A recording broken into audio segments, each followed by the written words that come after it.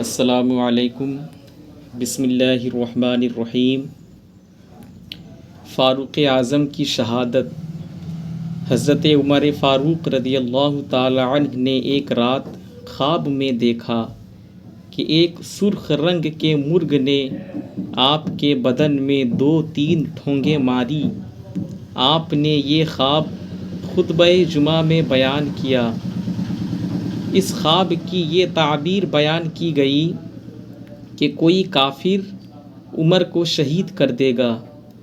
چنانچہ جمعہ کے روز یہ خواب بیان کیا گیا اور بدھ کے دن صبح کی نماز میں آپ زخمی کیے گئے۔ آپ کی یہ عادت تھی کہ نماز شروع کرنے سے پہلے صفوں کو سیدھا کیا کرتے تھے۔ جب صفیں سیدھی ہو جاتیں تب اللہ اکبر کہہ کر نیت باندھتے تھے۔ بدھ کے دن جب آپ نے صفیں سیدھی کرنے کے بعد نیت باندھی تب فیروز نامی ایک آتش پرست مشرک غلام نے آپ کو 2 دھاری چھری سے زخمی کر دیا۔ فاروق اعظم کے اس شکم پر زخم آیا اور آپ کو گرا کر کافر فیروز بھاگا۔ راستے میں جماعت کے اندر اور بھی صحابہ کے شدید زخم لگائے۔ آخر ایک انصاری نے اس پر اپنا کمبل کو ڈال کر اسے پکڑ لیا۔ جب اس ظالم نے جان لیا کہ اب میں پکڑا گیا ہوں اور میرا حشر بہت برا ہونے والا ہے تو وہ کافر اپنے ہاتھ سے چھری مار کر مر گیا۔ حضرت عمر رضی اللہ عنہ نے حضرت عبد الرحمن بن عوف کو اپنی جگہ پر نماز پڑھانے کے لیے حکم دیا اور خود وہیں بیٹھ کر نماز پڑھتے رہے اور زخمی ہو کر بھی وہیں حاضر رہے۔ جب لوگ نماز سے فارغ ہوئے تو حضرت ابن عباس نے فرمایا کہ اے ابن عباس دیکھو تو مجھے کس نے قتل کیا ہے؟ ابن عباس نے عرض کیا کہ ایک آتش پرست مشرک غلام جس کا نام فیروز ہے۔ حضرت عمر رضی اللہ عنہ نے یہ سن کر فرمایا پروردگار تیرا شکر ہے میری موت کسی کلمہ پڑھنے والے شخص کے ہاتھوں سے نہیں ہوئی۔ آپ کو شدید زخم آیا حتیٰ کہ آپ کو جو شربت پلایا گیا وہ زخم کے راستے سے باہر نکل آیا۔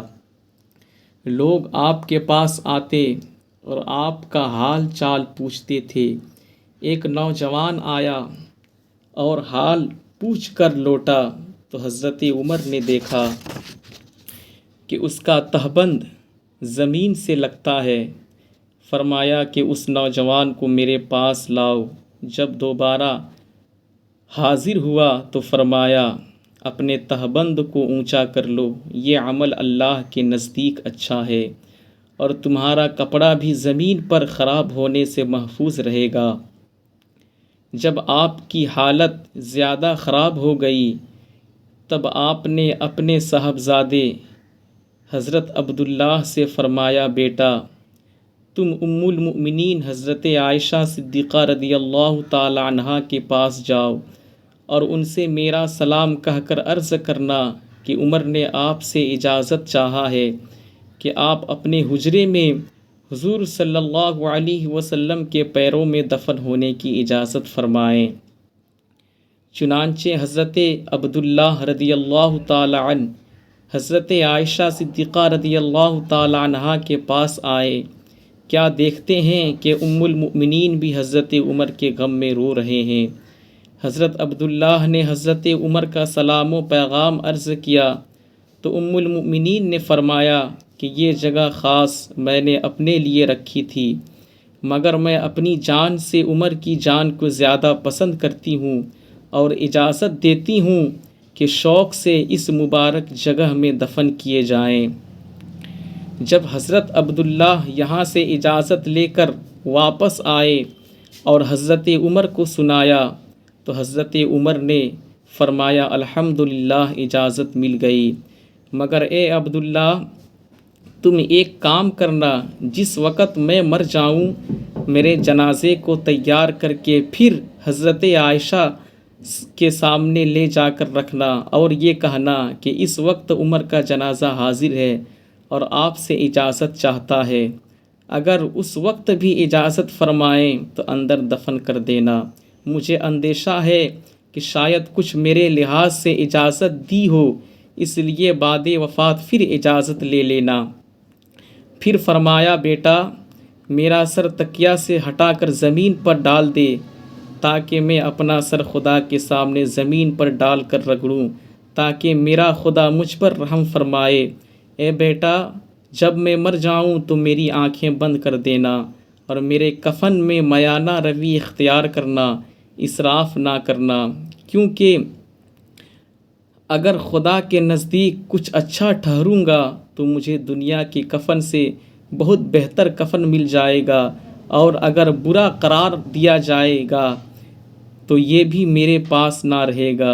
بیٹا اگر سارے جہان کی دولت اور سامان اس وقت میرے پاس ہوتا تو میں اسے قیامت کے اس دن کی گھبراہٹ سے نجات پانے کے لیے خیرات کر دیتا۔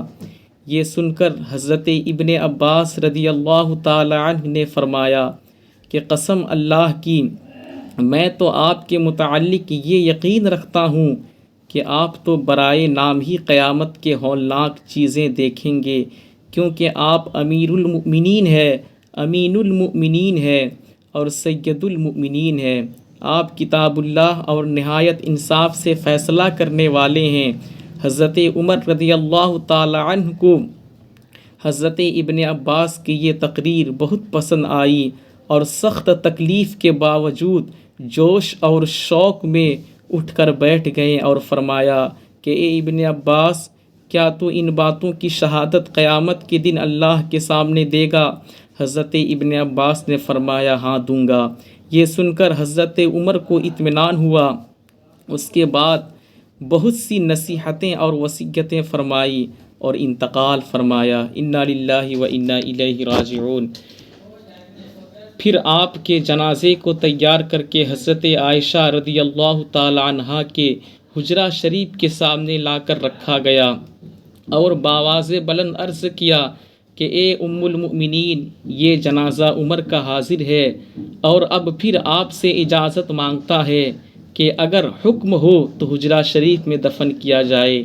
حضرت ام المؤمنین روتی تھیں اور فرماتی تھی کہ میں خوشی سے آج پھر حضرت عمر کو اجازت دیتی ہوں۔ چنانچہ آپ کو حجرہ شریف میں حضور کے قدموں میں دفن کیا گیا۔ جس دن حضرت عمر کا انتقال ہوا اس دن سورج کو گرہن لگا، سارے مدینے میں اندھیرا چھا گیا۔ اس طرح لوگوں کا رونا، ادھر سورج کا سیاہ ہونا ایک معرکہ قیامت کا نظر آتا تھا۔ مدینے کے بچے اپنے ماؤں سے لپٹ لپٹ کر رو رو کر پوچھا کرتے تھے کہ کیا آج قیامت ہے؟ مائیں کہتی تھی کہ نہیں، آج امیر المؤمنین عمر کا انتقال ہو گیا۔ اس کے بعد حضرت ابن عباس رضی اللہ تعالی عنہ نے آپ کو خواب میں دیکھا اور پوچھا کہ اے امیر المؤمنین، کیا معاملہ ہوا؟ تو فرمایا، وجدت ربی رحیماً، میں نے اپنے رب کو بڑا رحم والا پایا۔ حضرت عمر رضی اللہ تعالی عنہ کا قطعی جنتی ہونے کے باوجود خوف الہی دیکھیے کہ کس طرح اللہ کے حضور حاضر ہونے سے خشیت کا اظہار فرماتے تھے، اور نزا کا عالم ہے مگر خلاف شرع بات نہیں دیکھ سکتے، اور نوجوان کو تہبند اونچا باندھنے کی نصیحت فرماتے۔ معلوم ہوا کہ مسلمان کو بہرحال شریعت کا پابند اور شریعت کے خلاف ہر بات سے بیزار رہنا چاہیے اور اللہ کے حضور حاضر ہونے سے ڈرتے رہنا چاہیے۔ اور یہ بھی معلوم ہوا کہ صدیق اکبر کی طرح فاروق اعظم نے بھی بڑے ہی خوش قسمت تھے کہ انہیں بھی حضور کے ساتھ ہی دفن ہونے کو جگہ ملی۔